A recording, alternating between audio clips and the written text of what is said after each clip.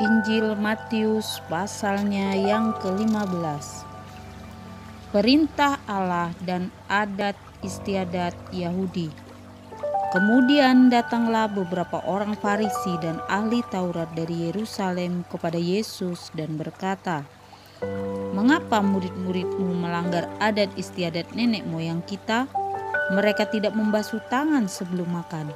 Tetapi jawab Yesus kepada mereka, "Mengapa kamu pun melanggar perintah Allah demi adat istiadat nenek moyangmu? Sebab Allah berfirman, hormatilah ayahmu dan ibumu.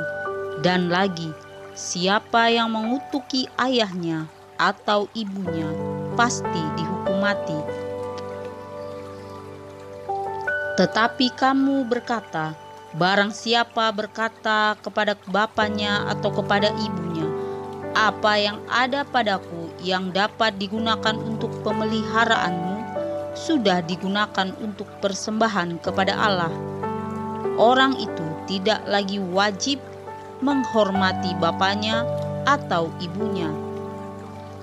Dengan demikian firman Allah kamu nyatakan tidak berlaku demi adat istiadatmu sendiri. Hai orang-orang munafik, benarlah nubuat Yesaya tentang kamu. Bangsa ini memuliakan aku dengan bibirnya, padahal hatinya jauh daripadaku. Percuma mereka beribadah kepadaku, sedangkan ajaran yang mereka ajarkan ialah perintah manusia. Lalu Yesus memanggil orang banyak dan berkata kepada mereka, dengarlah dan camkanlah. Bukan yang masuk ke dalam mulut yang menajiskan orang, melainkan yang keluar dari mulut itulah yang menajiskan orang. Maka datanglah murid-muridnya dan bertanya kepadanya, engkau tahu bahwa perkataanmu itu telah menjadi batu sandungan bagi orang-orang Farisi? Jawab Yesus, setiap tanaman yang tidak ditanam oleh Bapakku yang di sorga akan dicabut dengan akar-akarnya. Biarkanlah mereka itu, mereka orang buta yang menuntun orang buta. Jika orang buta menuntun orang buta, pasti keduanya jatuh ke dalam lubang. Lalu Petrus berkata kepadanya, jelaskanlah perumpamaan itu kepada kami. Jawab Yesus, kamu pun masih belum dapat memahaminya? Tidak tahukah kamu bahwa segala sesuatu yang masuk ke dalam mulut turun ke dalam perut, lalu dibuang di jamban? Tetapi apa yang keluar dari mulut berasal dari hati, dan itulah yang menajiskan orang. Karena dari hati timbul segala pikiran jahat, pembunuhan, perzinahan, percabulan, pencurian, sumpah palsu dan hujat. Itulah yang menajiskan orang. Tetapi makan dengan tangan yang tidak dibasuh tidak menajiskan orang. Perempuan Kanaan yang percaya. Lalu Yesus pergi dari situ dan menyingkir ke daerah Tirus dan Sidon. Maka datanglah seorang perempuan Kanaan dari daerah itu dan berseru, kasihanilah aku ya Tuhan, anak Daud, karena anakku perempuan kerasukan setan dan sangat menderita.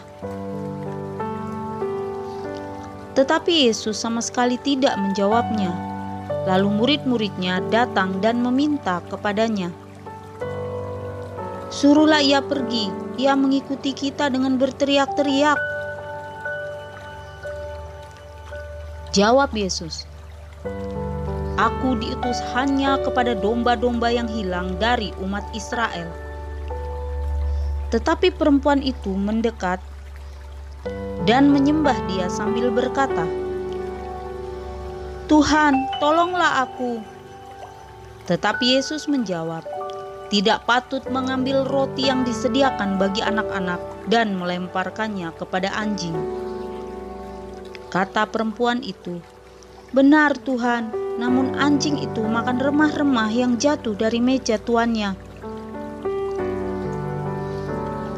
Maka Yesus menjawab dan berkata kepadanya, "Hai ibu, besar imanmu, maka jadilah kepadamu seperti yang kau kehendaki." Dan seketika itu juga anaknya sembuh. Yesus menyembuhkan banyak orang sakit. Setelah meninggalkan daerah itu, Yesus menyusur pantai Danau Galilea dan naik ke atas bukit, lalu duduk di situ. Kemudian orang banyak berbondong-bondong datang kepadanya, membawa orang lumpuh, orang timpang, orang buta, orang bisu, dan banyak lagi yang lain. Lalu meletakkan mereka pada kaki Yesus, dan Ia menyembuhkan mereka semuanya. Maka takjublah orang banyak itu melihat orang bisu berkata-kata, orang timpang sembuh, orang lumpuh berjalan, orang buta melihat, dan mereka memuliakan Allah Israel. Yesus memberi makan 4.000 orang. Lalu Yesus memanggil murid-muridnya dan berkata, "Hatiku tergerak oleh belas kasihan kepada orang banyak itu. Sudah 3 hari mereka mengikuti aku, dan mereka tidak mempunyai makanan.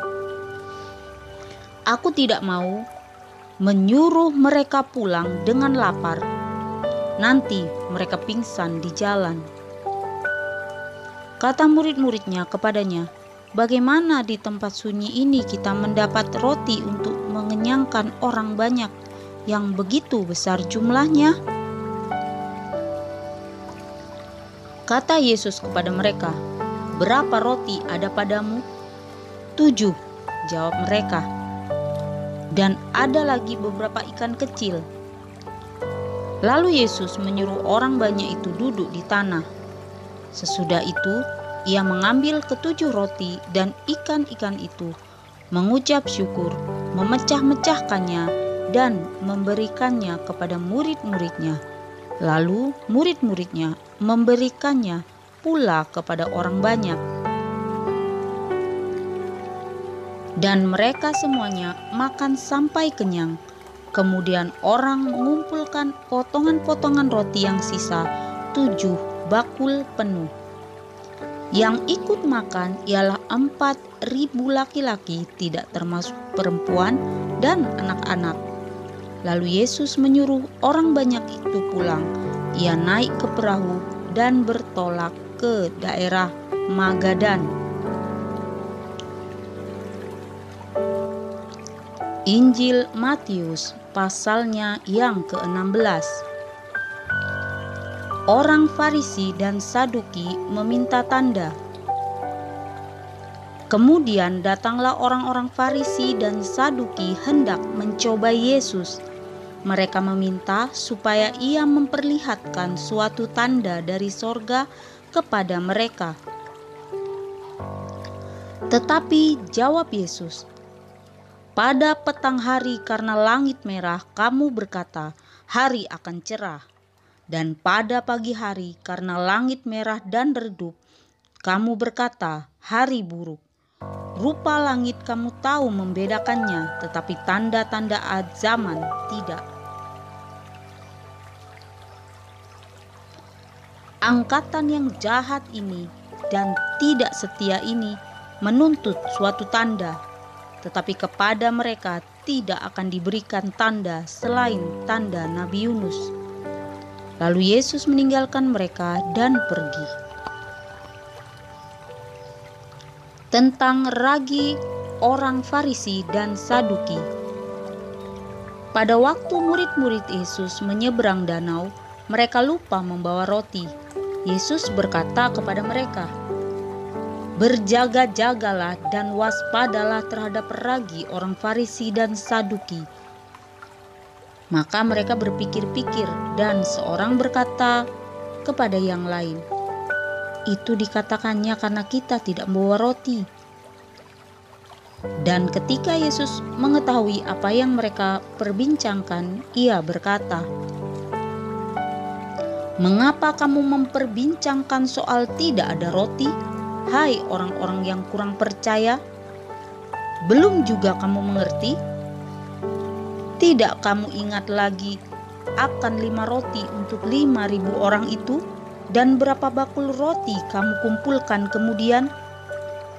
Ataupun akan 7 roti untuk 4.000 orang itu? Dan berapa bakul kamu kumpulkan kemudian? Bagaimana mungkin kamu tidak mengerti bahwa bukan roti yang kumaksudkan? Aku berkata kepadamu, waspadalah terhadap ragi orang Farisi dan Saduki." Ketika itu barulah mereka mengerti bahwa bukan maksudnya supaya mereka waspada terhadap ragi roti, melainkan terhadap ajaran orang Farisi dan Saduki. Pengakuan Petrus. Setelah Yesus tiba di daerah Kaisarea Filipi, ia bertanya kepada murid-muridnya, "Kata orang, siapakah Anak Manusia itu?" Jawab mereka, "Ada yang mengatakan Yohanes Pembaptis, ada juga yang mengatakan Elia, ada pula yang mengatakan Yeremia, atau salah seorang dari para nabi." Lalu Yesus bertanya kepada mereka, "Tetapi apa katamu, siapakah aku ini?" Maka jawab Simon Petrus, "Engkau adalah Mesias, Anak Allah yang hidup." Kata Yesus kepadanya, "Berbahagialah engkau Simon bin Yunus, sebab bukan manusia yang menyatakan itu kepadamu, melainkan Bapa-Ku yang di sorga. Dan aku pun berkata kepadamu, engkau adalah Petrus, dan di atas batu karang ini aku akan mendirikan jemaatku, dan alam maut tidak akan menguasainya. Kepadamu akan kuberikan kunci kerajaan sorga. Apa yang kau ikat di dunia ini akan terikat di sorga, dan apa yang kau lepaskan di dunia ini akan terlepas di sorga." Lalu Yesus melarang murid-muridnya supaya jangan memberitahukan kepada siapapun bahwa ia Mesias. Pemberitahuan pertama tentang penderitaan Yesus dan syarat-syarat mengikut Dia. Sejak waktu itu Yesus mulai menyatakan kepada murid-muridnya bahwa ia harus pergi ke Yerusalem dan menanggung banyak penderitaan dari pihak tua-tua, imam-imam kepala, dan ahli-ahli Taurat, lalu dibunuh dan dibangkitkan pada hari ketiga. Tetapi Petrus menarik Yesus ke samping dan menegur dia. Katanya, "Tuhan, kiranya Allah menjauhkan hal itu. Hal itu sekali-kali takkan menimpa engkau." Maka Yesus berpaling dan berkata kepada Petrus, "Enyahlah iblis, engkau suatu batu sandungan bagiku, sebab engkau bukan memikirkan apa yang dipikirkan Allah, melainkan apa yang dipikirkan manusia."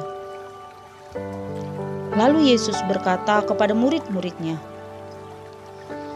"Setiap orang yang mau mengikut aku, ia harus menyangkal dirinya, memikul salibnya, dan mengikut aku.